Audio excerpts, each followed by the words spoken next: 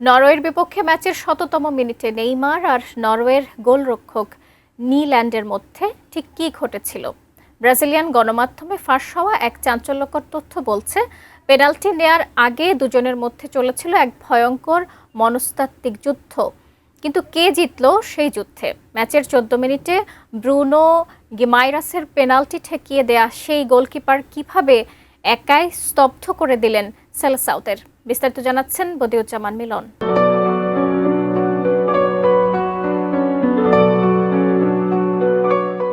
ম্যাচের শেষ বাঁশি বাজতে কয়েক মিনিট বাকি।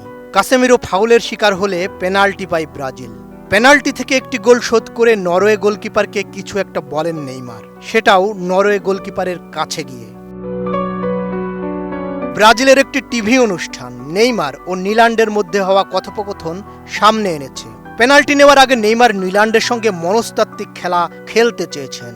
নিল্যান্ডকে উস্কে দিতে গিয়ে নেইমার বলেছেন, পেনাল্টিটা কোন দিকে মারবো, তুমি কোন দিকে চাও? পুরো ম্যাচে একের পর এক দুর্দান্ত সেভ করা নরওয়েজিয়ান গোলকিপার নিল্যান্ডও দমে যাননি। তিনি পাল্টা জবাব দেন, পোস্টে মারো, পোস্টে মারো। এরপর নেইমার তাকে বলেছেন, আমার সঙ্গে এসব চলবে না, আমার সঙ্গে না, বেকুব।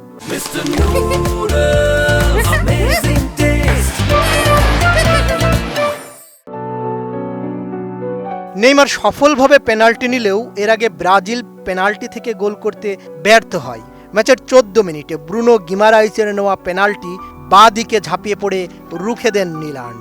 ম্যাচের শুরুতেই সেই সেভ নরওয়েকে ম্যাচ জয়ের আত্মবিশ্বাস দেয়। শুধু পেনাল্টি বাঁচানোই নয়, হল্যান্ড দৃশ্যপটে আসার আগ পর্যন্ত নিল্যান্ডই আসলে নরওয়েকে ম্যাচে রাখেন।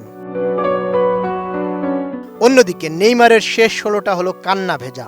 নরওয়ের কাছে ২-১ গোলের হারে ব্রাজিলের হেক্সা আরও দীর্ঘ হলো। এর আগে ১৯৭০ থেকে ১৯৯৪ সাল পর্যন্ত ২৪ বছর বিশ্বকাপ জিততে পারেনি ব্রাজিল। ২০০২ সালে সর্বশেষ বিশ্বকাপ জয়ের পর আবারও ২৪ বছরের খরা চলছে। সেটা কোথায় গিয়ে থামে কে জানে। বদিউজ্জামান মিলন, এটিএন নিউজ।